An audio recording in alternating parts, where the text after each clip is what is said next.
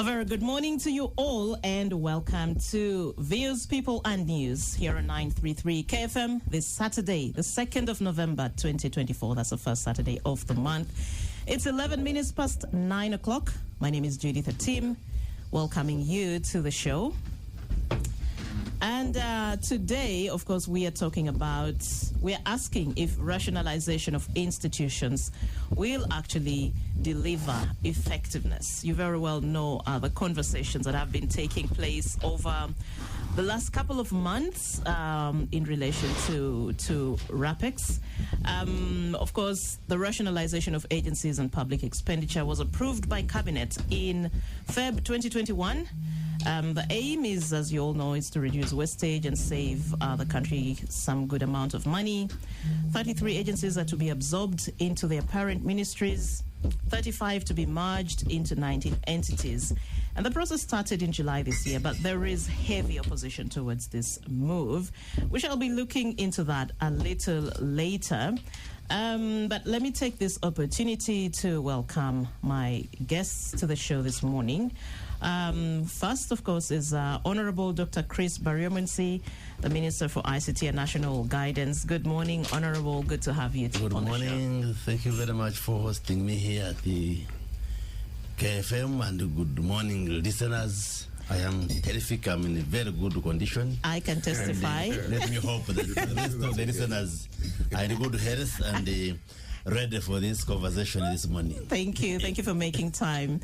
And also I have with me Mr. Henry Muguzi, Executive Director, Alliance for Campaign Finance Monitoring. Henry, good to have you once again. Yeah, thank you, Judith. An honor for me to be here, and of course a privilege for me to be sharing the stage with the Honorable Dr. Chris Baryomunsi, and I can assure you he's in good health.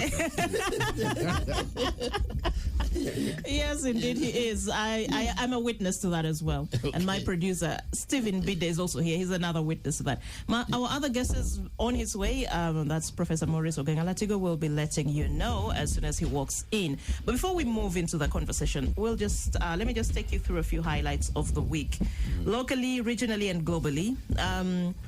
Of course, you know, President Yoweri Museveni has been on a campaign lately, of course, to influence Ugandans, the lawmakers, on why the executive is pushing for rationalization or the merger of institutions and agencies. He's been writing a series of letters lately, especially on his social media platform. If you go on X, there's actually a lot that the president is sharing there to justify why we are rationalizing as a country. And at whatever opportunity he's also had to speak to the public, he's also emphasizing that. We've also seen members of parliament, especially those who are opposed to rationalization, also fighting back and saying, look, this is not the right move for us, especially when it comes to some agencies, which we shall be talking about later, especially the coffee sector. Yesterday, that's Friday, the president met members of the NRM caucus at his Kisozi farm. I'm sure Honorable will be sharing some for us. Did you attend? I was. Oh, good, yes. Good. We have the right person here. And of course, one of the things was to rally you people on commercialization of agriculture and also to support the rationalization agenda. Now let's move across across the eastern border. In Kenya, Professor Abraham Kindiki Kithure was yesterday sworn in as Kenya's deputy president following a legal battle in court. The former interior minister replaced Geoffrey Rigathi Gachagua, who was fired by President William Ruto. And this was a move that was upheld by Kenya's parliament and the Senate. Then globally, we are looking at the U.S. presidential campaigns now on the home stretch. The two candidates are fired up this weekend ahead of Tuesday's polls. Of course, the main contenders are Republican candidate Donald Trump and Democratic Party's Kamala Harris, both seeking to replace Joe Biden as America's 47th president. So who will be the 48th president of the United States? We shall be knowing that in the coming week. Ladies and gentlemen, the show is getting started. My other guest has arrived. Let me give him a moment to settle down and catch his breath, and then we'll have a conversation. But Honorable Baryomunsi and Mr. Muguzi here, just your quick thoughts about these highlights. I'll start with you. The caucus, what are some of the issues that came up? Thank you very much, and good morning once again. The caucus yesterday, the NRM caucus, because there can be many caucuses, was held in Chisozi here in Uganda, but had been scheduled much earlier before even this debate on coffee. So it was not purposely called for the coffee debate. It was meant to expose the NRM members of parliament to wealth creation initiatives which are championed by the president, because he believes he does not want to live with the poor people. Meaning that, yes, he's privileged to be a president, to be a leader, so he attempts at all times to see how he can contribute to the welfare and betterment of the people who are in the neighborhood. So he has been supporting a campaign around Kisozi for people to transform. So he had invited us as NRM MPs to see what has happened, how the local people have gone into farming, commercial farming, into poultry, into piggery, into keeping cows, and how they are transforming. That was the gist of the caucus. But in the course of the discussion, the LC1 chairperson of the area of Kisozi A is the one who raised the issue of the coffee debate and said the opposition members of parliament are going around and giving a message that the government wants to make people poor because it is discouraging the coffee industry. And then the president gave a response saying, you know what we are doing, we are rationalizing, and we shall deal with those who are opposed. We shall explain to Ugandans, but also he emphasized many of those who are just campaigning against, especially the politicians, are just riding on this debate to do cheap politics. So, but it wasn't a major topic for discussion in the caucus. Okay. But the president just reiterated his position, which, like you said, he has been expressing through his social media write-ups, and also the public explanations which he has been giving. And in the course of next week, he may give a televised address to the country on this question of rationalization, and in particular, the taking back of UCDA into the ministry. Okay. Yes, so the debate is on. Thank you. Yes. And we're looking forward to actually sharing more in the course in the next 2 hours or so of this conversation. Yes. Henry, let me first, before you come in, Professor Maurice Ogayanatigo is in here, seasoned politician, former leader of opposition, farmer as well, right? Do you grow coffee? No, I don't grow coffee because I come from Agago. Doesn't stop Agago from. But we are starting a campaign to grow coffee. No,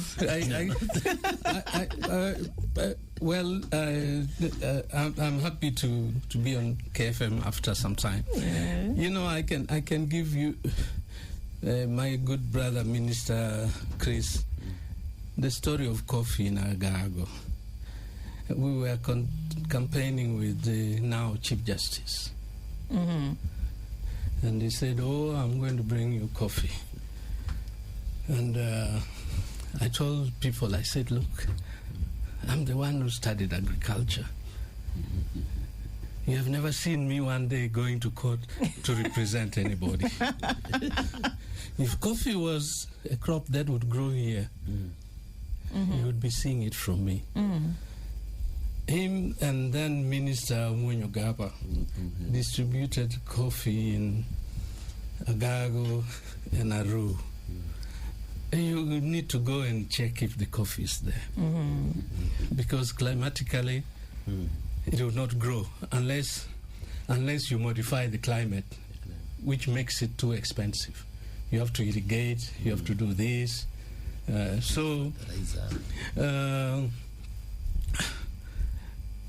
It is my pleasure.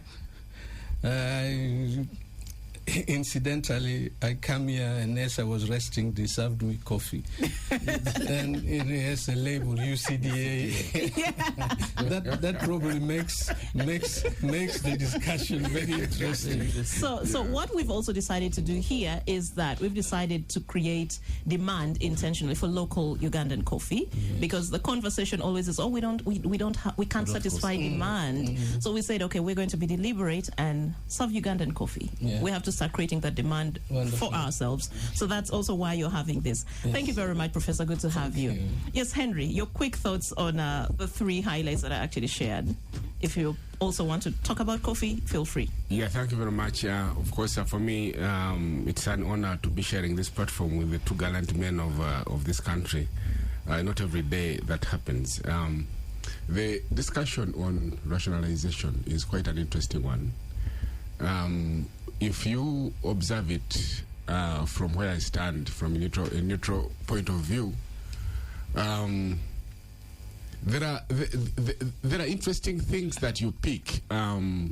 First of all, I think it's right to rationalize, because as you can see, these agencies had been turned into something that was becoming destructive, because many of them, we actually wondered how the staff got to be there. When you went there, many of the colleagues, some of them are our colleagues, they spent most of the time planning on how to steal rather than how to improve the country. And then when you looked at their salaries and the discord, the discord they created within the public service system, you couldn't run a government like that. We actually wondered how the president was continuing to hold that. So we continue to see that. And of course, then the discussion on coffee, I come from Masaka. My father educated me on coffee. I grow coffee myself, and my siblings. I'm a coffee taker. In fact, I love coffee so much that I've also developed something we call coffee etiquette. There are things when you're taking coffee you should not do the do's and don'ts. Yes. So the discussion on coffee is quite very close to my heart. What we should do. So I am looking forward to see how that goes. Of course, the NRM caucus Dr. Chris Bariomusi fellowship of telling us what was then agreed. I hope in the course of this discussion we shall know. What's happening in Kenya is interesting. The fallout between President Ruto and Gachagua, and then now what the future holds, and when you see how the former deputy president is now budding buddies with the former president Uhuru Kenyatta, and how as Kenya heads into the next election, how the Kikuyus are going to respond, and what kind of support they're going to do, and how the combination between Gachagua and Uhuru is going to play out. That remains an area of interest.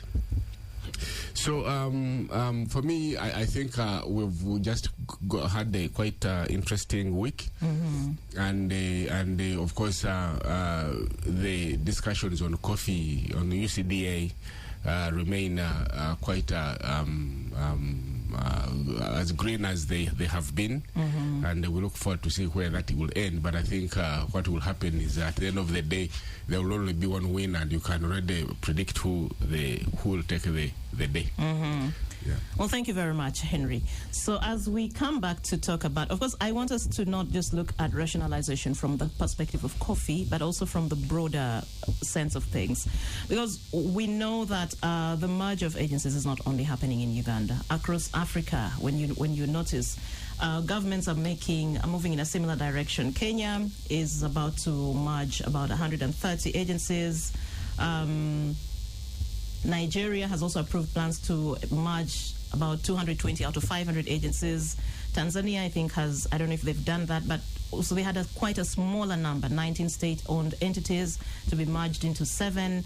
So it is quite interesting to know what the wave that is sweeping across the continent. And it also reminds us of the structural adjustment programs of the 1990s. And again, whether or not the extent to which these programs actually benefited citizens in this continent, has been a subject of debate, has been a subject of academic work, has been talked about in policy and so on. So I think when we have this conversation, I also want us to look at the broader implications for citizens across the continent. But back to here and UCD and moving it back to the Ministry of Agriculture. The concern, Honourable, is that I think Ugandans do not have trust in government. That's a fact that we know. Maybe very few do, but certainly the sentiment out there is we have a corrupt government. They've been so wasteful all this time. And then, of course, the question of is this about Pinetti and the Vinci Coffee Company Limited? We already know the kind of flack that attracted in 2022 when it emerged that government was giving Pinetti a colossal sum of money, hundreds of billions of shillings, to actually take over the coffee sector. So I think the biggest concern that I want us to start with right now is what is Pinetti's involvement, if any, in this? What does Vinci Coffee stand to gain or benefit from this merger, if at all there's anything like that?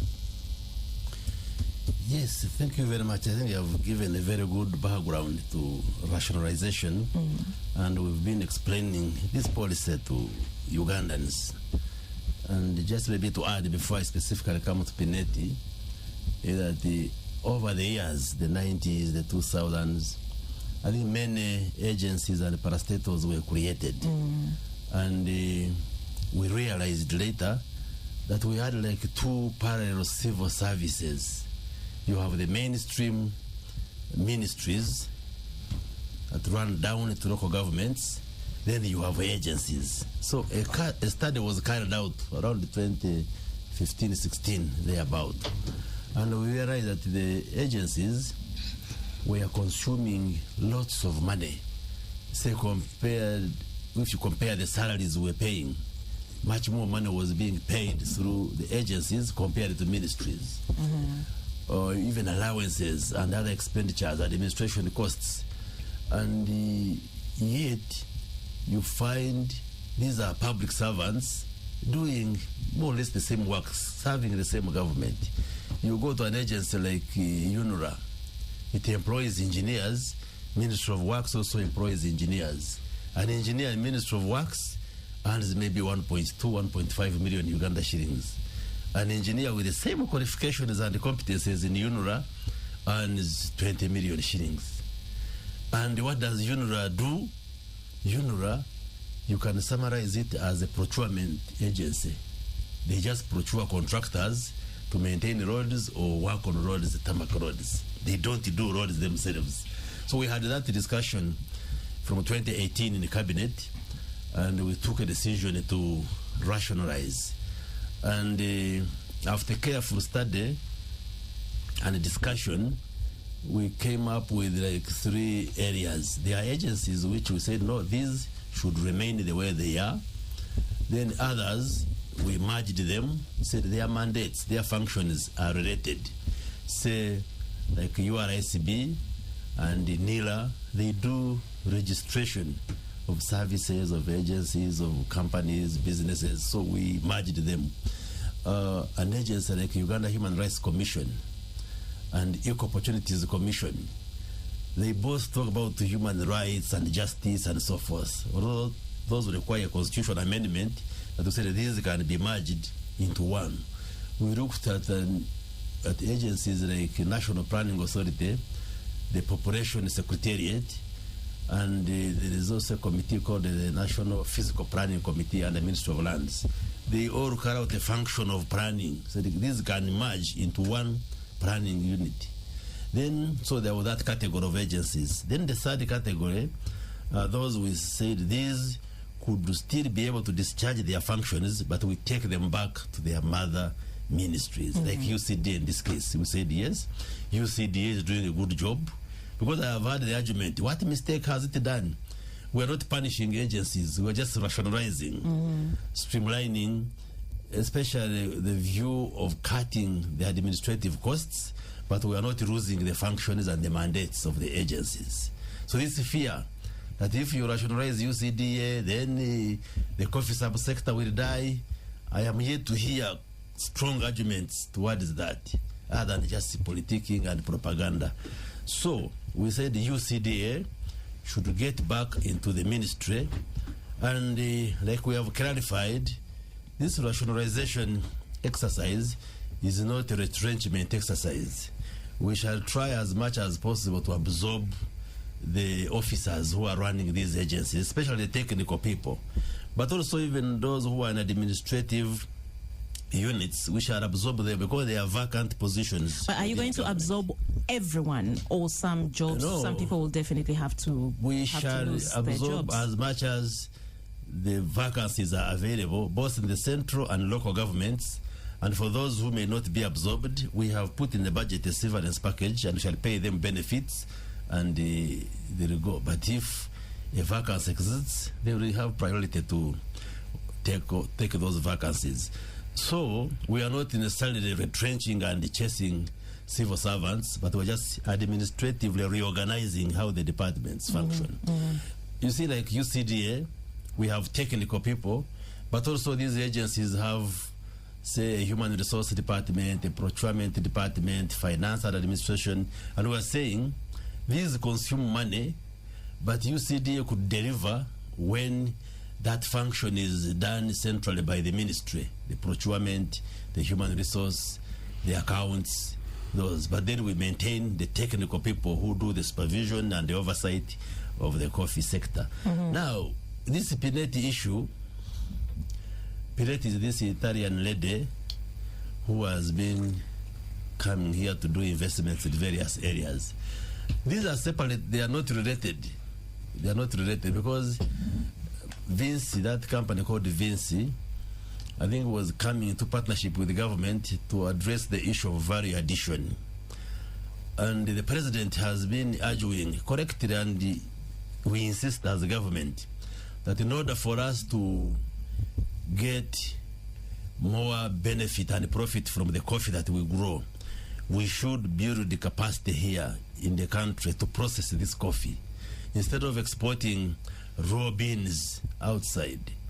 And then you create jobs for the Europeans and the other people outside. You make those who don't even grow the coffee and more. You have had the president give an example of Germany. Say they don't have any coffee tree, but they get much more than all the coffee growing countries put together. So the argument has been, can't we build our own capacity here as a country to process this coffee, and we sell it as processed coffee, or we add value to this coffee? So that was the concept of the Vinci company, that they come, they invest into this, then the strategic partnership with the government, and then we sell processed coffee. But it has nothing to do with this rationalization. So people are mixing lots of things. Yes, there were those sentiments about, especially the individual Pineti, and because she had that contract of Ruboa Hospital, and it was not a very good example. So people had those fears, and the government put it on hold.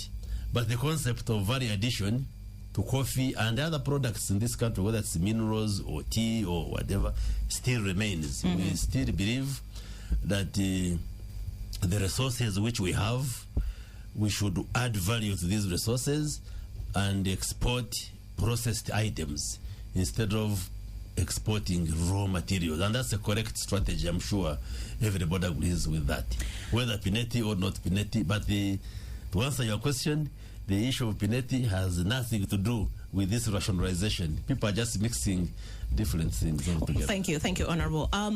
Stephen is indicating to me that it's time for us to take a break. Let's go for a break, and then we'll be back, and we'll continue with this.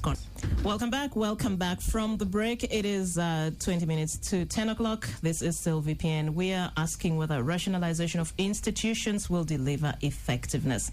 And my guests, once again, I have Honorable Dr. Chris Baryomunsi, Minister for ICT and National Guidance, Professor Maurice Ogenga-Latigo, seasoned politician and former leader of the opposition, and I also have Mr. Henry Muguzi, Muhozi, Executive Director, Alliance for Campaign Finance Monitoring. So before we went into the break, I had posed a question to the Honorable Barimunsi, who had actually finished his submission and response to that. Let me hear from you, Professor Latigo. What are your thoughts when you actually hear about the concerns and the pushback from the population about rationalization generally, but also if you could comment a little bit about the UCDA merger with the Ministry of Agriculture and whether really that makes sense or it benefits the country? Well, thank you very much. I came when you were already introduced, so I didn't get your name. You Judith Atim. Yes. So, but where do I start? This hot debate that you hear is hinged on what you had said earlier, that there's too much distrust. And that's the problem, with our country. There's too much distrust. That whatever we do, unless we remove, one time we were saying in Acholi that kopti yobo, kopti yoduno, that there are matters in the heart and in the lungs. Mm-hmm. Until you remove those matters, you cannot address anything. And that's where the problem is. You talk to somebody from Central, he will tell you, okay, it is coffee. But since when did we see the head of UCDA being in Uganda? It is cotton. Since when did we see the head of Cotton Development Authority being from where cotton is grown? And somebody who doesn't grow cotton tells me to grow. How would I feel? Now that's a fundamental thing that cuts across agriculture. It is about our country. Until we sit back and recognize that the situation we are in is far bigger than arguing about rationalization, we are in big trouble. Now, coming to rationalization, when structural adjustment program was brought, I was in Makerere. I was a senior lecturer, associate professor. We deeply opposed the dismantling of extension service and the creation of NADS, that it should be demand-driven. Why? That is okay in America, where society is developed, systems work, and people's aspirations have already been defined and they are far-sighted. In those countries, you need legislation, institutions, and systems that meet their interests, protect their interests, protect the common interest, converge the common interest, and allows the country to move forward. That is why free market economy works for America. But for Uganda, the challenge is that Latigo comes from the home of a father who was luckily a teacher. But the bulk of Ugandans come from homes of families. These days you walk around town, you see young girls and with these cheap dresses from outside. And some, I don't know whether climate change, you'll find a young girl of 15 or 16, and she's so big, and she's walking with a child. Once you look at the face and you look at the child, you might think that child belongs to the sister of this girl.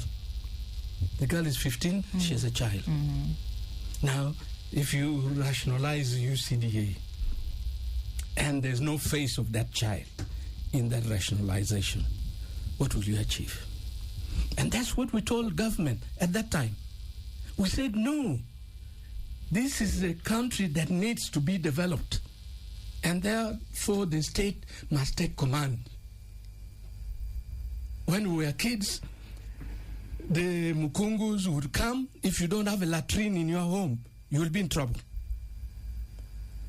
But with the latrine, you got rid of ailments that are transmitted by worms.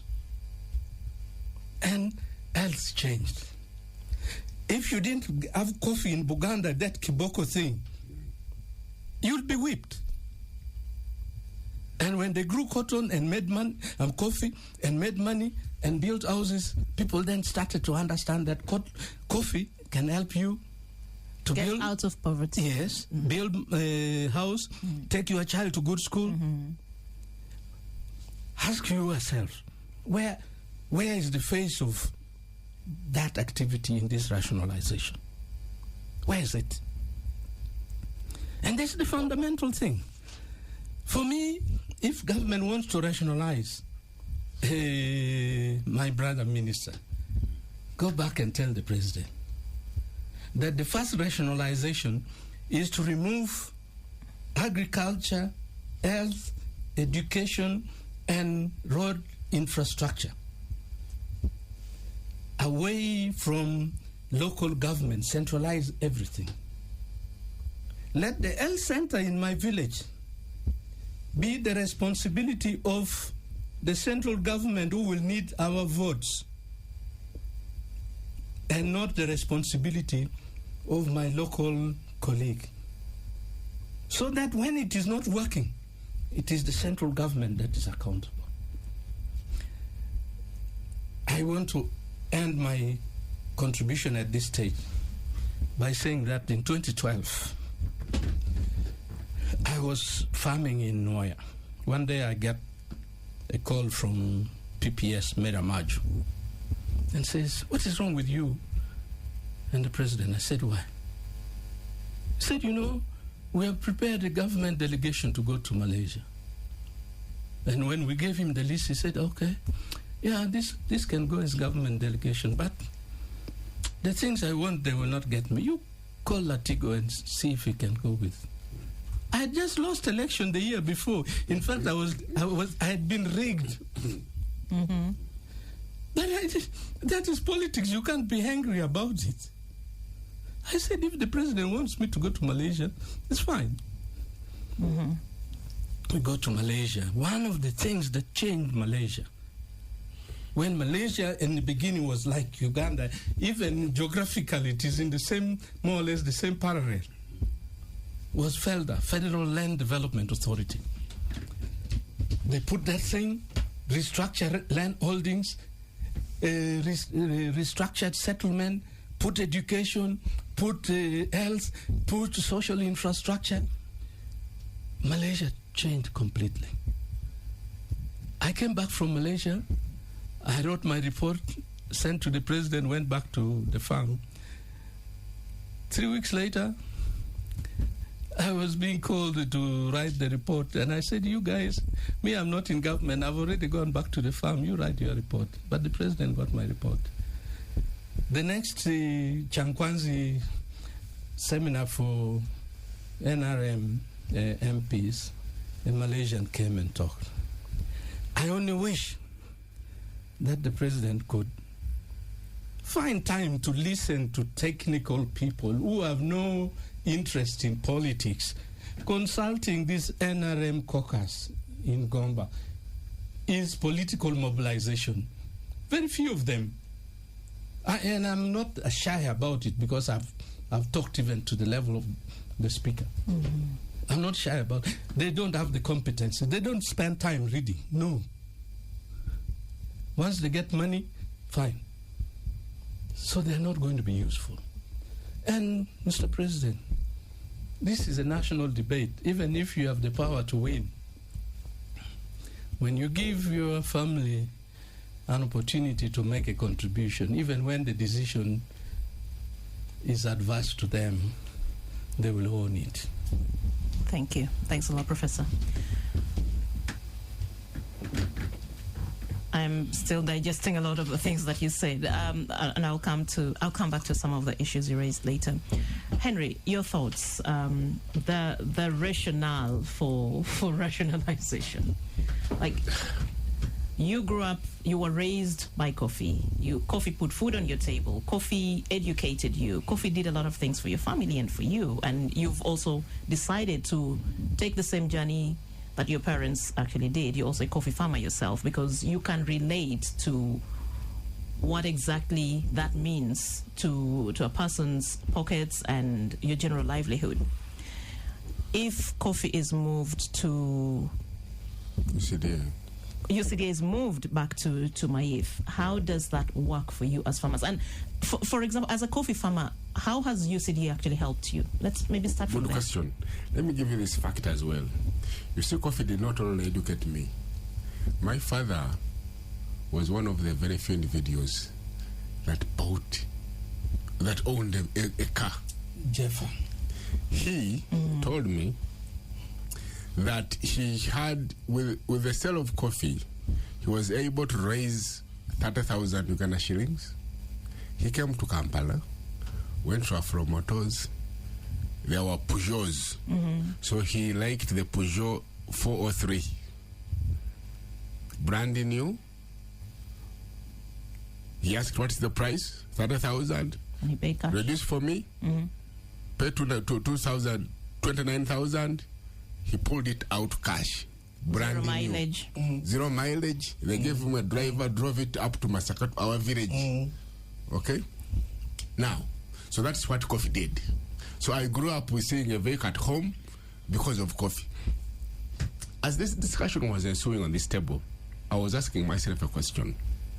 For us coffee farmers, did we actually, other than me who is in Kampala, what is the connection or the link between my fellow farmers in my village down there in the Miti, in Choteran now?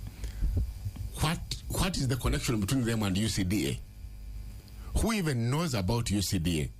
What is the role of UCDA? Is the role of UCDA to extend extension services, to farmers? No. So you find that majority of the farmers there don't even understand what we're talking about. The people who are engaged in this discussion are elites. Elites in Kampala, some of them are political, and you wonder what is in it for them. But that said, why was UCDA created? Was it created to, as I was reading, to improve export products, to improve export, like the volume of coffee being exported, but also quality control? How has it performed? Is it that it has failed on all those, attributes that were for which it was formed? That remains to be clear, understood. Now, when you hear the discussions, you don't get the merits of what are the merits of what is UCDA doing right, what is it doing wrong. The only thing we hear is we have to rationalize to save on the cost of administration. I was reading the views of his into a tax body. They are collecting tax through sales. We discover that that's not what we formed it for. But when you read, it was supposed to be autonomous. But what are those vested interests that are benefiting from UCDA as it is? When we talk about coffee export, who are the major exporters? Are they Ugandan? Are they foreigners? How do the proceeds of coffee? What is the intersectionality between the proceeds of coffee export and the financing of politics, for example? We have campaigns coming up. We see candidates, spending as if money is not a problem during elections. Could it be that some of this money that bankrolls candidates in different political positions comes from some of the exporters of this coffee? What is in it for them? What are they defending? Because you see someone defending it with all their might. So for us who are farmers, then we think we need to take off time and understand this. As it is, the coffee situation was doing better. There are a lot of my colleagues that come from Masaka. For us, many of my colleagues are in business. I know of many of colleagues and friends that have left Chikubo because Chikubo has become difficult. They've gone to coffee. And they are thriving there. The fear now when you speak with them is, why would the president be so hell-bent on taking this back at a time when we are beginning to thrive? The feeling within colleagues that come from Masaka that were doing business, and I would want to tell you that many of them collapsed, and they are feeling bitter. So many of them think that their collapse is because of the policies that were initially initiated by the president, and the president doesn't want the people of Central to thrive. That's what is on the ground, they like it or not. So that distrust you talked about, when it comes into the picture, people are asking, why is he so hell-bent on returning it? What is he seeing that we are not seeing? So these are some of the clarities that I think Honorable Dr. Chris Barrios, people want to hear. Because you see, there has been a lot of political sentiments and politicization that has gone on, and the gist of the matter has fallen through the cracks. So these are some of the things we want to hear. For as long as it can be, clear to us coffee farmers that the situation will remain as is, or if it can be explained to us that, yes, if we rationalize the UCDA, the prices are going to grow by this much, this is where you're going to benefit. For now, we think it is there are ill motives in this thing. It's not well intended. The thinking is that we were edged out of Chukuba because of the tax system. We've come here, he's following us, we are here again. So I think these are some of the things we would wish to hear, explanations. But as it is, the distrust is there. We don't trust that government means well. We trust that government is doing this to shrink the space of those traders that were trying to survive after fading out in the import business. Thank you. Thanks a lot, Henry. So over to you, Honorable. How does the government confront this trust question? And adding to what Professor was saying, a few days ago, I think on Friday or Thursday, Monitor had this front page that says coffee does pay, and it gave a human face to coffee. And like Professor is saying, can we have a human face to rationalization? What is the human development face to that? You see, the interesting aspect of this debate is that people have been saying UCDA is doing very well, but we don't trust the government. Now, as if UCDA is an NGO or a foreign agent, they forget that UCDA is actually 100% a government institution.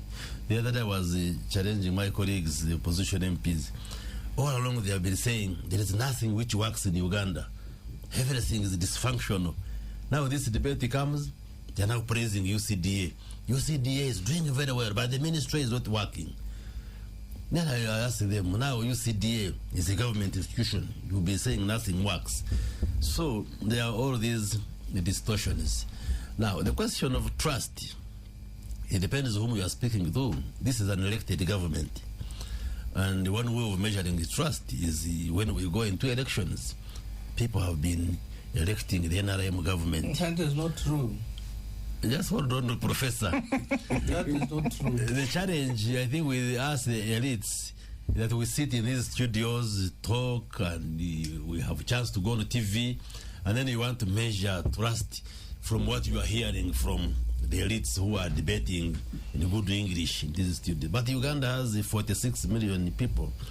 So you can't say simply because there is a debate on radios, then you say, oh, maybe Ugandans don't want this policy change that the government is coming up with. Eventually, we shall test it from the vote in the parliament, because all Ugandans are represented in the parliament, and we trust that members of parliament will speak for their people. And like Professor knows, parliament makes decisions through a vote. So when we vote, that's how we shall test whether Ugandans support this or not. But we listen. That's why I come here as a government minister. I have been on radios and TVs explaining, but also listening to what people are saying. And we also are in touch with our constituents. But there is just a deliberate effort, especially by the opposition, to just get this issue of coffee and run with it and falsify the message. Because, like Martin here is saying, the government doesn't have good intentions. There is bad faith in this policy. We have explained that we are not only rationalizing UCDA, it's a policy that is touching all agencies of government. We haven't singled out UCDA. Like now, we are going to rationalize UNRWA. Does it mean we should stop constructing roads in this country? No. It's a policy we have taken. You have just read that it's also a move running in other countries. Yes. Kenya, you quoted Kenya, you quoted Nigeria, Tanzania, and so many others. So is it President Museveni who is the president there who is rationalizing the agencies? No. So it's a policy shift that we have come up with in good faith. Professor, if you could just give him... Get a pen and take notes. You see, yes. you cited Kenya, Uganda, Nigeria. When you came to Tanzania, you had difficulties. I had difficulties, yeah, because... And let me tell you why. Because Tanzania never took that structural adjustment program. They didn't. And that's why they had fewer entities. They focus on developing their country. Go to Tanzania now, you see high-speed railways, you see what. They are not stealing money from anywhere. But they focus on transforming their country, and they said it is us to do it, and it succeeded. What you talk about as rationalization is admission of failure, that the program, the approach they took last time did not work. And I want us to, actually, I wanted Honorable to finish, so that we come to, we go back to SAPs and analyze the effectiveness and borrow lessons from there that could perhaps... So you're asking, why is the president head-bent on defending... Yeah, well, this is a proposition from government. And as head of government, it is his responsibility to explain to Ugandans why we are taking this policy shift. And it doesn't necessarily mean that we have failed by creating these agencies, but the reason why we are in leadership is to observe and suggest changes in the policy for betterment of service delivery. So they were not saying that UCDA has failed per se. It has done very well, but we are now making changes, like we explained, to first of all bring efficiency, but also save resources. We announced, for instance, that if we rationalize all the agencies like we have planned, we shall be saving up to 1 trillion Uganda shillings, which money we shall now invest into service delivery, including the coffee sector, so that it can function much better. There is no politicking from our side as a government. Rather, it is our friends who are in opposition that have now gotten a chance to just drum up this narrative of coffee in the hope that they will now just resuscitate themselves on the ground. So there are lots of misleading pieces of information going out. Like now when you want to reduce it to Uganda, really we receive with contempt those who want to tribalize or even politicize this debate. When you listen out there, I was talking to my people in Kanungu. They are saying, no, one of them called me and said, why are you bringing a policy where you are asking us to uproot coffee and abandon coffee growing and leave it to government only to be the one to grow coffee? Can you imagine how somebody is perceiving it? Because of the negative messages which are going out from people who just want to oppose what the government is suggesting. And we are saying we are rationalizing UCDA, but not coffee. And what we are suggesting is that UCDA will now shift and be under the Ministry of Agriculture. There will be a department of coffee development. And the technocrats who have been running UCDA will just shift and be under the roof of Ministry of Agriculture. And whatever they have been doing to support the work of UCDA will continue. Therefore, a farmer like my brother here in Masaka, he should not get worried that we are stopping him from growing coffee or the whole value chain will be distorted. How? Nobody is saying stop growing coffee. Nobody is saying you won't sell coffee. People are saying now President Museveni wants to take all your coffee. The LCO chairman was telling us that the message the MPs are giving is that now of the coffee that you've been producing, President Museveni will be taking 50%. And for you remain with the 50%. Then you wonder, where are they getting all this? So people have organized the whole debate. But we are here to clarify that this policy is well-intentioned. It is just to address issues of efficiency. UCDA, much as we are saying, yes, we are rationalizing, but UCDA will still be there, but in another form. And we shall support that coffee department to even do better, so that production, productivity, quality control, standards, and all the work that UCD has been doing continue and even be done much better. So all these fears are unfounded. Thank you. Thanks. But the question to Dr. Chris Pariomo. Yes. You can pause the question, then we take a break, and then he'll... Okay, you can ask him, and then we go for a break, and then he'll come back and respond to that. UCDA initially was supposed to be income self-sustaining, so they were supposed to generate their own income. So the idea of rationalizing to save may not make sense. What you want to hear, Dr. Chris Pariomo, is what has UCDA done wrong? What have they been doing right? But when you wrap it up and into saving government resources, there are some other places you can touch to save. Yeah, but thank you. And also, while you think about that, I was also looking at rationalization is supposed to help us save 1 trillion shillings a year. Yes. But the IGG says we are losing 9 trillion shillings every year to corruption. So I am struggling to actually make sense of these two figures, and I wanted to just think about that. Yes. And we shall continue fighting corruption as well. Yes. Let's take a break, Stephen, and then welcome back from the break. 10 minutes past 10 o'clock. This is VPN. My name is Judith Atim. We're still asking whether rationalization of institutions will deliver effectiveness. And before we went to the break, Henry here posed a question to the Honorable Minister about the UCDA. Where has it not done right? But also the other question, if it moves back to the Ministry of Agriculture, then will there be that effectiveness? Because part of the reason to create these autonomous bodies was to actually curb the government red tape that was actually slowing a lot of implementation of activities and so on. How effective then does rationalization ensure, will rationalization help these ministries to become? Yes, the first question, what wrong has it committed? No, we are not necessarily rationalizing agencies because they have wronged us or committed mistakes or we have to punish them. No. Like we have explained, is that we are downsizing the civil service so that we have a lean, thin, and mean civil service. And we hope to make savings, or especially from the administrative costs which are incurred by these agencies. So they won't lose the mandate, but like I said earlier on, at the risk of repeating myself, you find these agencies have administrative services that consume lots of resources, say human resource, overhead costs, the procurement, the accounts and finance.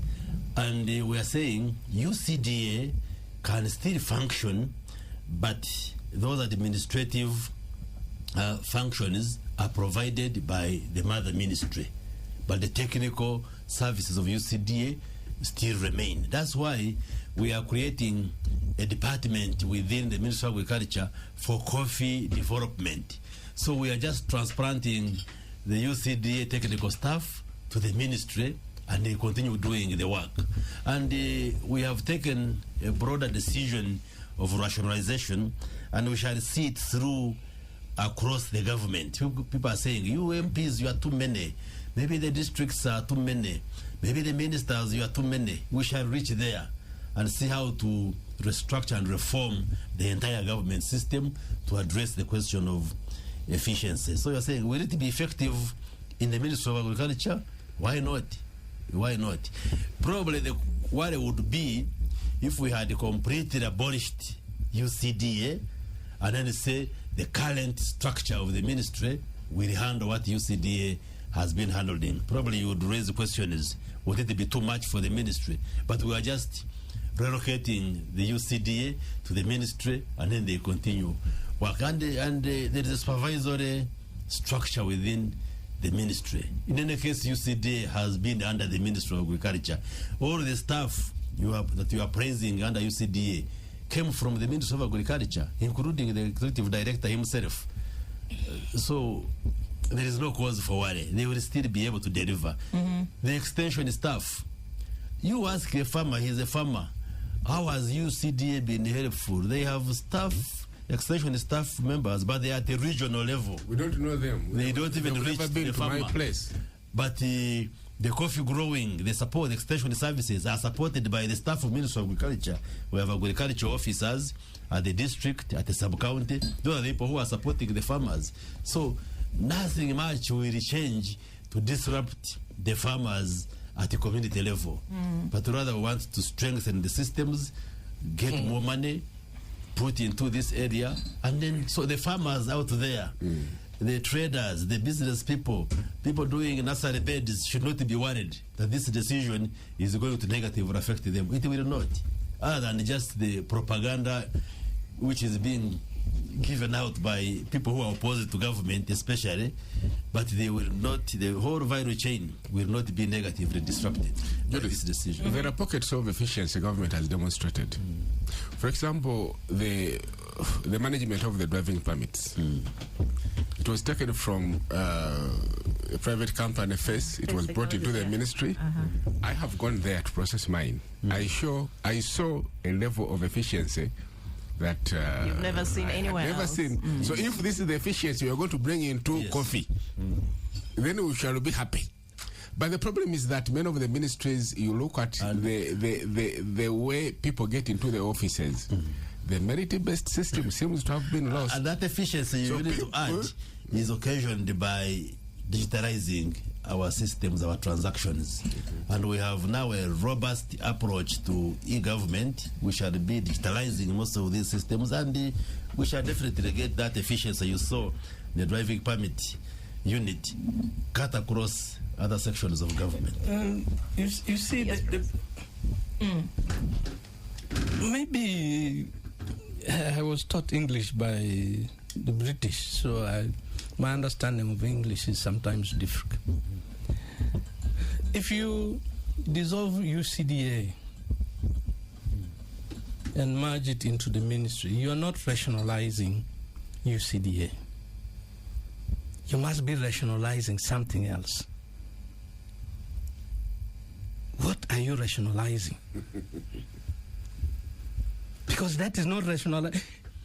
The law effectively dissolves UCDA and moves its functions. To the Ministry of Agriculture. Yes, that is not rationalization.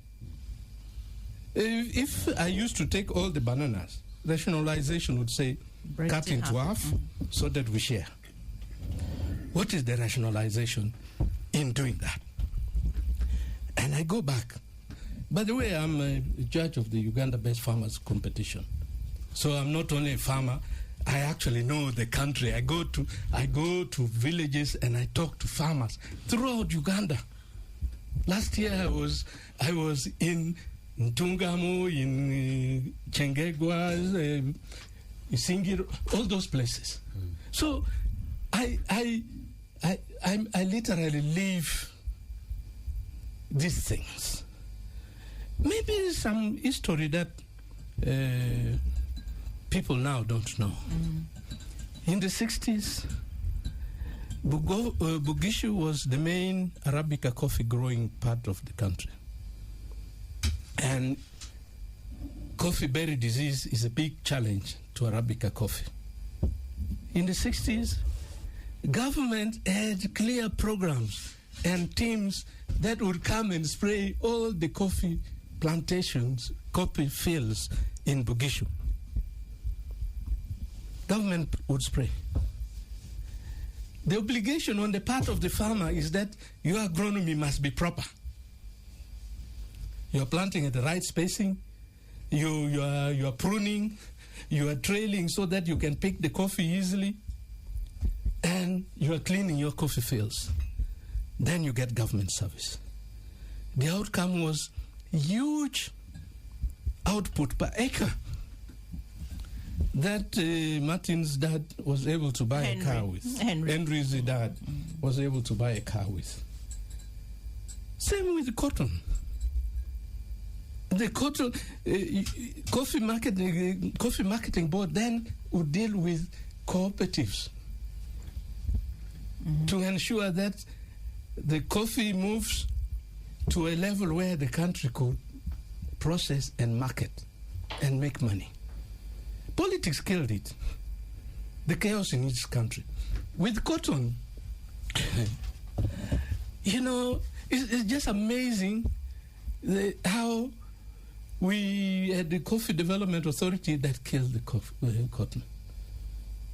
When in the 60s, the Asian cotton buyers would put their knees on your cotton sack, and instead of it weighing 25 pounds, it was pounds those days, it would weigh 20. And if you complain, you will say, you take your cotton somewhere else. Then the government decided there are no more buyers. Cotton cooperatives will buy the cotton. Cotton development, the coffee marketing board will market the cotton. That's what happened. But the most important thing that I pray, this is about the land that God gave us and the life that God gave us. Go to those places where he grows cotton. Coffee. Just outside there, you see poverty. Correct. And you'll cry tears. When we were growing up, you never saw that poverty. Prosperity was across the board. The challenge that we face in Uganda, if we want to rationalize, is how do we govern our country? Structure our ministries, not service delivery, management. I have clear land laws. In Denmark, there were Zungus. Denmark didn't have minerals. They transformed out of agriculture. What did they do? If you didn't go and train to farm, you'll not be a farmer. Own your land. Now they're killing us with this problem of, government wants to take our land in actually there. And by the way, I am opposed to that. They know it. I said, this is stupid because the focus is wrong. Who owns land? The Bible says, God says, land is mine. You only use it. But instead of making our people learn the use of land or forcing our people, and we have the capacity as government, and said, you have 5 acres, 10% of your 5 acres when you're in Uganda must be under coffee. That coffee, government is not going to sell it. It is you who will sell it. It is you who will make the money. But the pressure of government will make you do it. Secondly, homestead development must be there so that they aspire not for coffee, but they aspire for something bigger, but use the coffee as a means. Yes, to get it. Unless we do that as a country, time is not on our side. The youth population is incredible. Climate change is coming. And so whether you take Coffee Development Authority to Ministry of Agriculture, if you don't deal with how we are using our land, how people use earnings from their land, now people just make money and drink. We will probably have to have a law where you don't, if you are caught drinking, you'll be jailed. One cycle, the country will be different. Go and ask Rwanda. Let me, Professor Ratigo said it was taught by the British. Mine was taught by Ugandans in Kayungwe Primary School in Kanungu. I just Googled the definition of rationalization. Yes. And the British, and they actually put British definition. They said the action of making a company, process, or industry more efficient, especially by dispensing with superfluous personnel or equipment. Yes. And I thought that the definition fits on what I have described. No, making the company, you don't dissolve it. No. Will there be Coffee Development Authority after this act? No, what matters not the name. For you may be obsessed with the name, but I have said the mandate and the functions of UCD will remain, only that this time around they will be delivered through a department in the ministry. So what, to me and to us, the name doesn't matter. What matters is that good work that UCDA does. Will it continue? And the answer is yes. Okay. And we shall even improve it and make it better. So earlier... And that's why we are saying the bit of rationalization is that we have functions of administration which we think we can collapse into the ministry. If you want to procure things for coffee subsector, the ministry infrastructure can do that procurement, and then you save what UCDA currently spends on that unit. That's the aspect of rationalization. So that's the superfluous staff and equipment they are thank you, Honorable. Just a minute, Henry. And I think earlier he had actually hinted on what I want to ask you. So then, what are the success stories of the Ministry of Agriculture, for example, that we can actually flag and say this is the right place for UCDA to be? Because it has scored so well in terms of A, B, C, D, let's say, with our banana crop, for example, this is how it has supported the value chain, this is the cotton and vanilla. So on. Let's just see the successes of the ministry with this, because the president has also listed a number of crops that, of course, he's trying to debunk the conversation about coffee as being our biggest crop, and saying there are so many other crops which is actually true, and they're under the ministry. So what successes have we recorded there? You see, you have to understand what is the role of a ministry in the first place. The ministry provides supervision and superintends over the whole sector. So when you say UCDA has been successful, don't detach that from the ministry.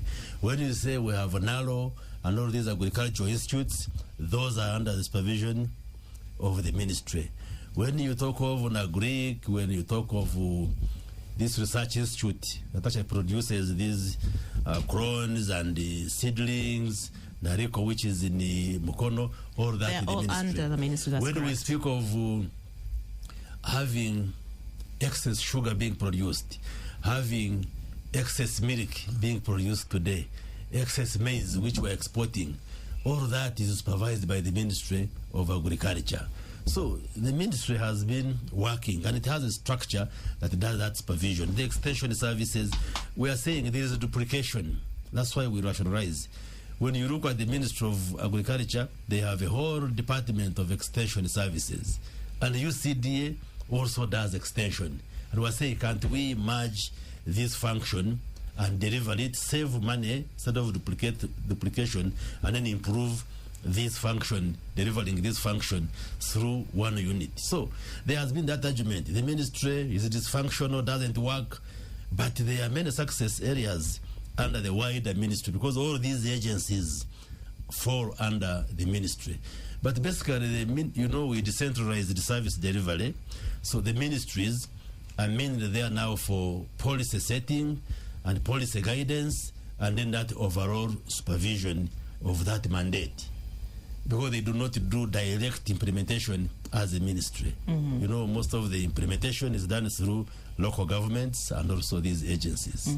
Yes. Professor, I want to come back to you. But I have heard somebody saying, ministry procured the goats and the goats got the disease and died. Really, you cannot assess the performance of a ministry simply because some few goats died in some district. So people are just trivializing. We are frustrated. We don't trust you. We are... How? Are we not food secure in Uganda, for instance? There are famine and food insecurity in Uganda. Answer, yes or no? The farmer is here. I'm sure he will actually... Because if people were dying of starvation, you'd say, where is agriculture ministry? But we have the highest rate, I think, of stunted growth among children, doctor. And you're a medical doctor. I don't know what the figures... Highest compared to where? I'm not very sure, but we have quite a good number of stunting in our kids. And we've had these conversations with people in that sector, people who are working with children, and it's alarming according to what they say. And that also, if we're talking about our human capital development and so on, that has implications in that regard. But I don't want to get to that for now. Professor, I wanted us to talk about... in this studio? as you look at us. Are you a child? Are you under 5? I'm talking about under 5. 0 to 5. Of course, when you get started in childhood, it manifests even later. It does, but certainly the people who work in that area, yes, the people who work in that area are actually sharing a lot of concerns there. Professor, I want us to talk about structural adjustment programs of the 90s, the failures and, well, the successes, if at all they're worth talking about, and see what lessons we can actually draw so that we could see how to probably go ahead with this rationalization. What pitfalls to avoid based on the past experiences? You see, when I was leader of opposition, I used to make reference to the structural adjustment program. And he was a good leader of opposition, very well balanced, Absolutely. I can say. No, Even the current one is a good one. Yes, yeah. Now, I had carried my very strong sentiments about the structural adjustment program, where we hinged our planning and expectations on a free market. Because a free market, you must have goods that you produce, you must be competitive. Then you know you can go and say, I'm here. It's like the dance place. By your name, you are close to who you are naturally, where dancing is the highest form of expression in our community. If the young people have various dances, courtship dances, you practice at home. Mm-hmm. And therefore, when you meet in the field... Some people have a strange definition of dancing that is a vertical expression of a horizontal intention. We are not going there. No problem. That is what God created us for. He said, go and multiply. So there's no crisis there and no contradiction. But you would practice as a team. And you go to that free market, the dance competition where various teams show off, where your girls show off so that they can get the best boys from the other places, where your boys show off so that they can get the best girls from the other side. That is free market. We have no capacity to operate in a free market. Our responsibility primary is to develop our country, develop our capacity. By the way, this China we were talking about, while China was very communist, China did a very simple thing. China would quietly send its best to Yale, to Harvard, to Massachusetts, to Oxford. India did the same thing. And when these guys came back, they had all the knowledge that the Wazungus had to manufacture. Now manufacturing had to follow them in China. Ask yourself in this rationalization whether we have that bigger focus. And until we have that bigger focus, that is what pains me. This country is an exceptional country. The fertility of our land, the rainfall, the water bodies, even the enthusiasm and commitment of people. All we lack is agreeing that we must accept that even when Latigo looks a bit fat, the area of biggest concern is the villager in Latigo's village who is malnourished. And that must be the priority. And if we can make programs, restructure, first of all, our mindset. Because they are rationalizing without restructuring the mindset. that rationalization. Our mindset is very clear. That's why we're very insistent. Because you are still doing the same thing. And, Einstein said so. Doing the same thing repeatedly and expecting a different result is madness. So, let's not waste our energy quarreling about restructuring. Okay, dissolve UCDA. but bring back Ministry of Agriculture to the center. Institute laws that make it mandatory for landowners to use land the way the country wants. Create an agricultural bank, agricultural and rural development bank. Instead of giving money, PDM, put that money in a low-cost bank, like IDA used to be for World Bank, where you can borrow cheap, borrow long-term, and use the resources to transform. Now, that would be rationalization, because it is about changing this country. Okay. Interesting, very interesting, Professor, and thank you very much for that. So, again, Doctor, what is the bigger focus? So we're going to save 1 trillion shillings when we rationalize, and then what? And then what? Let me start by making a comment on structural adjustment programs. You see, you have to look at our history. In the 50s, 60s, there was a fight for independence, and many African countries indeed regained their independence. But there was a lot of social disruption and wars across Africa. And while at independence, most African countries were at the same level with the Asian countries in terms of development indicators, the Asian countries took a positive direction and have since moved very fast. But for us, because of governance issues, civil strife, these colonialists went unwillingly, so there was a neo-colonial hand on Africa. We stagnated in the 60s, the 70s, 80s, and now in the early 90s, we're recovering, getting a sense of stability, getting new leaders, pushing away dictators and having new leaders, and then these structural adjustment programs came in. To an extent, they were okay then, and they were embraced by Africa. So for the last 20, 30 years, we've implemented all these. And we're now reviewing and saying, that time, yes, could have been necessary to have UCDA, to have NITAU, to have NILA, to have UNRWA, and so forth.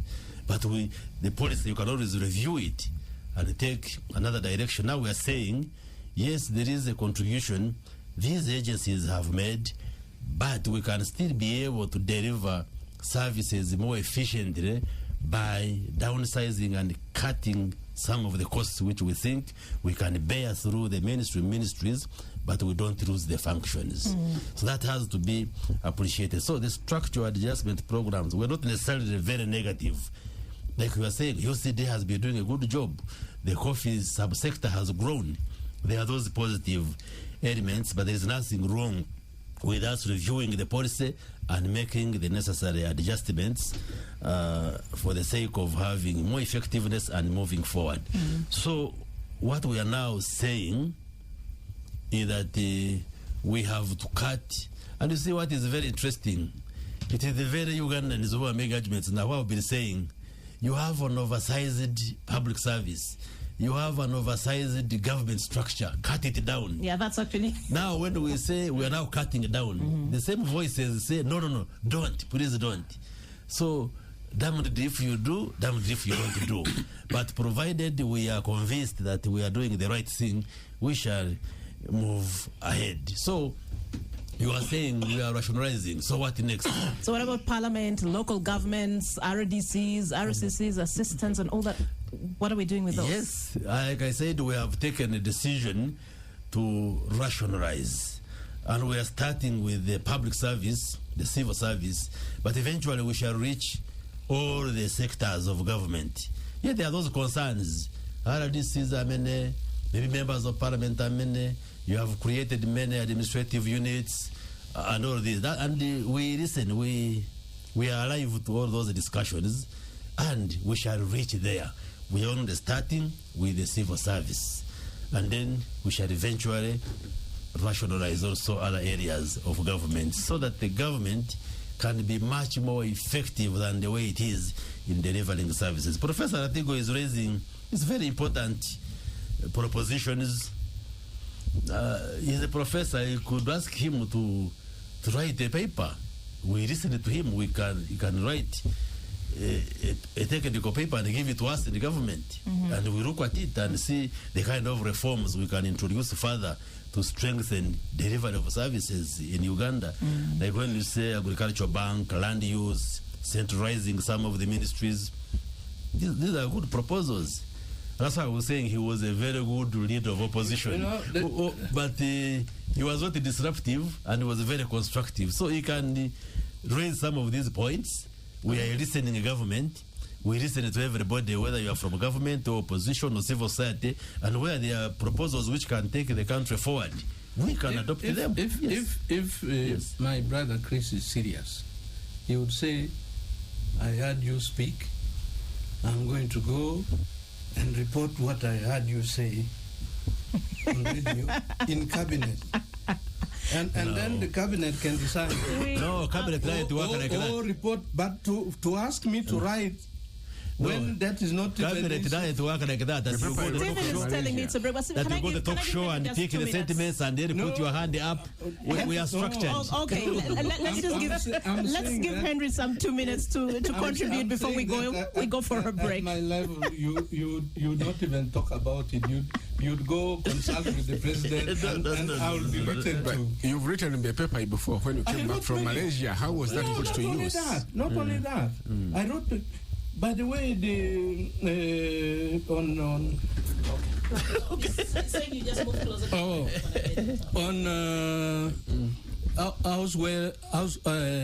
warehouse receipt system. That was my letter to the president on a par. When he had said he would give the people of Lamogi compensation. I wrote to the president. I said, Mr. President, you're opening a Pandora's box. Because if you compensate the people of Apa, you're going to compensate Kampala. We had a meeting with the Attorney General. Okay. That confirms that the NRM government listens. Can we just allow Henry? What we dislike? No, what it confirms is that Tigo makes the effort. And the government listens. Okay. When you have a constructive idea, Doctor, even if you're not from government, we listen. Let's give Henry the mic. Henry the mic. For me, as a coffee farmer, I would like to hear from government, represented by Dr. Chris Badomus here. How is taking back UCDA going to improve, for example, the prices at which I'm selling my coffee from the garden? That would be very interesting. Now, you spoke about structured adjustment programs. One of the nightmares that bedeviled that program, I think, was number one, the lack of competent leadership in those government institutions that could not pick it up from where it had stopped, but also the corruption that came to become a menace. I am not sure that we've done enough. Government has done enough to deal with the corruption in those institutions to which these institutions, authorities are being rationalized so as to increase efficiency, because the mantra has been we are going to increase the efficiency and effectiveness in the delivery of these services. So these are some of the things that are not coming through very well, but also the fear is that this is just being done because there's some foreign power there that has, advised that we do this. And often in Uganda, when we do these things, we do them wholesale. We went into wholesale privatization of government industries and parastatals, without knowing that some of them should actually have stayed, one of them being Uganda Commercial Bank. So going wholesale into these things is one of the things that today's ones we need to hear from. And I think that actually reinforces Professor's earlier question that what is the bigger... Welcome back from the break. This is VPN. We're just 14 minutes to 11 o'clock. And Honorable, I think the mic is yours. Yes. Let's respond quickly and then we open the lines.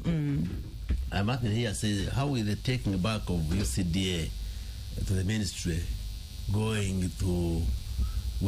I should give assurance whether the price fetched by coffee will increase. First of all, taking back this function of UCDA to the ministry will not in any way reduce the price of coffee. That should be settled. what determines the price are both local factors and also international dynamics. Local factors, especially the quality of the coffee. And what do we need to ensure that we get good quality? You need quality seedlings. We have an institution called NACORI, the National Coffee Research Institute, which is different from UCDA. It's there in Mukono.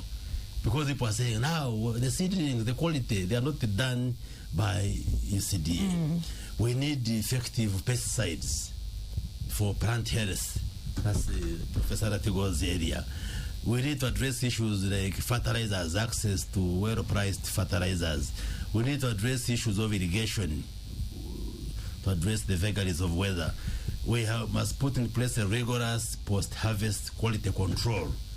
That will ensure that we have good quality of coffee that can compete favorably on the international standards. So that whether it is UCDA the way it is or a department in the ministry can be able to superintend over those services and we maintain the good quality. I'm told and then the marketing that we do have and then the marketing.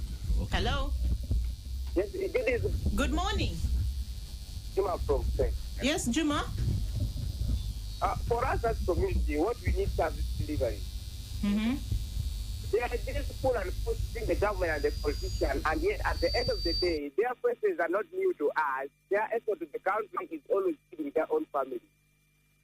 Service delivery is what we're demanding for. A coffee is not something which has been made by government. Coffee, it is just naturally, it is serve the people. Then if government wants to take over, let them be at the good dialoguing very well with the public. They should not put it exorbitant tax on it, or they have to change it to be to the way they want it. In that way, you are going to feel service delivery. If corruption, to fight corruption has failed, this government has failed, and none of them will accept we have failed to fight corruption. Thank you, Juma. Thanks a lot. Juma is emphasizing service delivery and, of course, fighting corruption. The misinformation say if government wants to take over the coffee, what does it mean? We already took over a long time ago. Another caller? Another caller. Yes. We have another caller. Hello? Hello, caller. Yes, hello. Yes, good morning. Yes, I'm here Tadeo from the land of sugarcane, Busoga. Yes, Tadeo. Actually, I just want to debunk the speech by the Honorable Minister Chris Bariomus when he says that the Minister of Agriculture is giving support to the farmers. Here in Busoga, here where I am, I personally am a sugarcane outgrower of Vakira to Madivan, but there's nothing like any help that is rendered to the farmers of sugarcane. People are just groundbreaking, actually fighting for their own to have the crop grown. So that is merging of UCDA with the Minister of Culture. That is total help. Thank you, Tadeo, for your views. Hello, another caller. Yes. Good morning. Good morning. Yes, may I know who I'm talking to? I simply have a serious question to Dr. Chris Bariomus. Yes, please. Your name, please. My name is Joshua. Joshua, yes. Yes. I wanted Dr. Chris to explain to us why is it that they have a lot of sectors fighting corruption, and they are not even thinking there is IGP fighting corruption, there is State House fighting corruption. There are so many units fighting corruption. It should just be very honest. Let them stop being disingenuous and tell us like NRM simply has an interest in the coffee sector. Okay, thank you. Yes, okay. Another caller? Hello, yes. Yes, Atima, how are you? I'm fine, thank you. May I know who I'm talking to? My name is Okelo Patrick. I'm calling from Makindi. Yes, Patrick. For me, personally, I have no problem with the rationalization. Because it is very unfair when you find people of same profession earning different salaries. Hello? Yes, please proceed. We can hear you. But the problem is government is not consistent with the reasons they are giving for rationalization. Honorable Chris Baromos has just told us that yesterday in the NRM caucus, they agreed to rationalize the UNRWA. Because for them, what they are doing is just procurement of people who do the work. They don't do the technical work itself. But there are some agencies which government decided to save. I can give an example of national medical stores.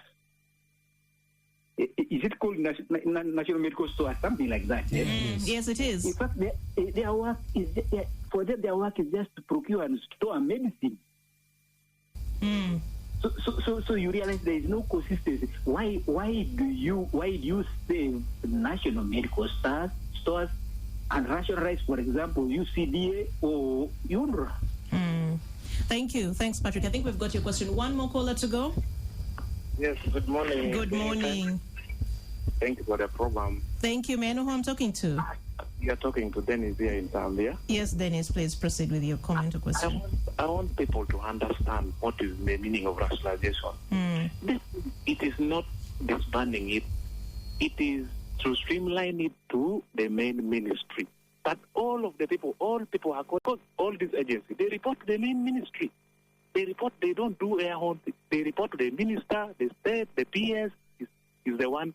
The only thing is they are over getting salaries. That's why the government is saying we should take them back and they review their salaries. In fact, government should review all the public servant salaries. Let not people say that, government is taking away this one. Government is taking away this one.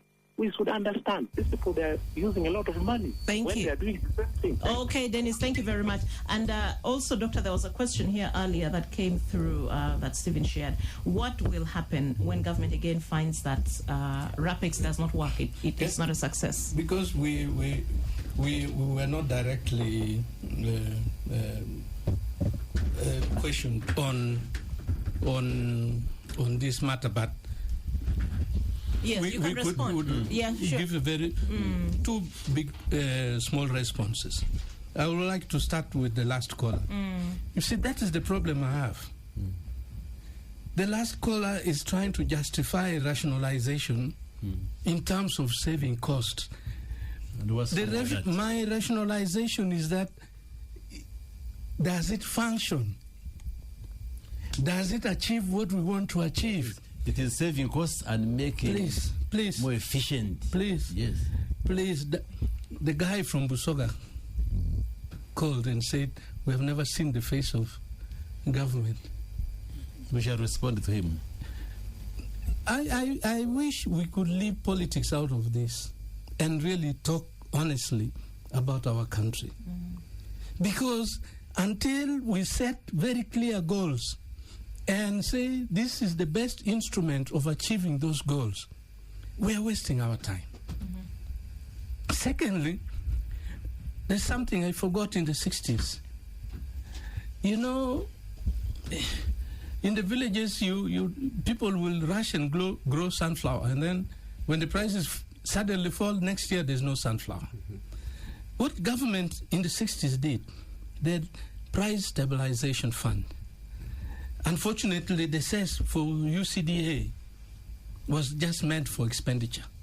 But in the past, government had price stabilization fund. The Uganda Coffee Development Board, a coffee board, would set through government would set a price for coffee for this year, regardless of the international price of coffee. When the price is very high, they would save the money, put it in a price stabilization fund. When suddenly the prices fall in the international market, not to discourage coffee farmers, they will pick money from the stabilization fund and still pay coffee the same price, because after all, that money was earned by the farmers. The same thing was with cotton. And because of that price stability, people look to cotton, plan for development long term, and said, I'm going to be in cotton for 10 years and I'll become a shopkeeper. I'm told we have just 3 minutes to go, even less. But Doctor, what will happen when government again finds that the new authority to be formed is unproductive? I think that's the Coffee Production and Development Arm, and also there's that Food and Agriculture Authority that MAIF is creating.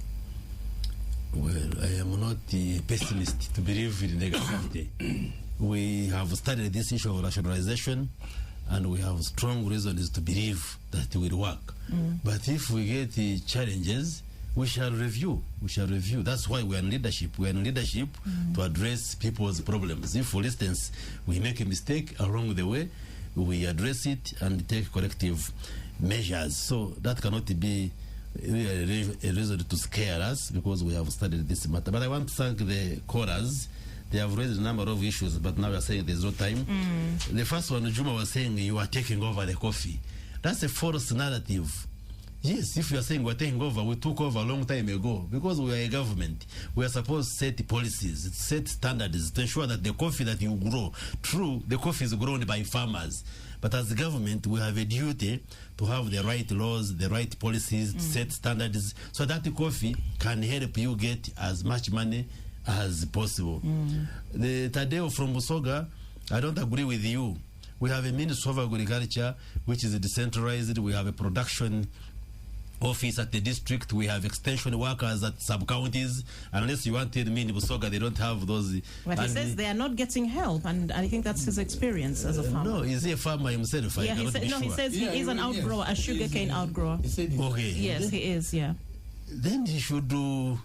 We should challenge those extension workers, those production officers, agriculture officers to work. But in the past, we've been having OWC, NADS, they have been distributing all these planting materials. Is he saying in Busoga they have never received these materials? I don't think. Okay. Now, and he's saying, because what I said was that the role of the central government ministries is not necessarily to do direct implementation, but to set standards, to put in place policies, to support like extension services. We have a policy on extension, but it's delivered through the local government. So the ministry is alive and it's there on the ground.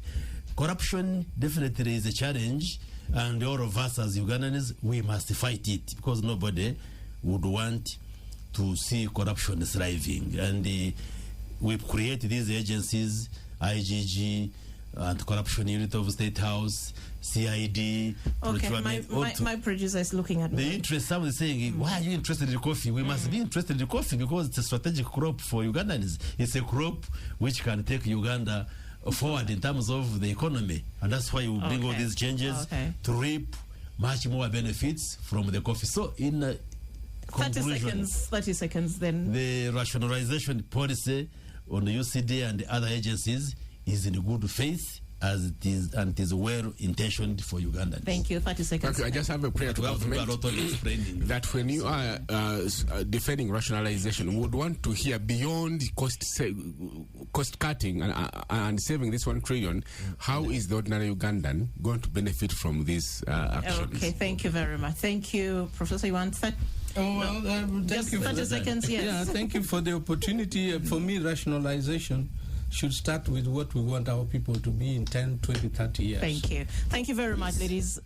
Gentlemen. And thank you for all of you who've been listening, and to those of you who've called to comment and contribute to the conversation. This is VPN. My name is Judith Atim. We'll be back next Saturday. For now,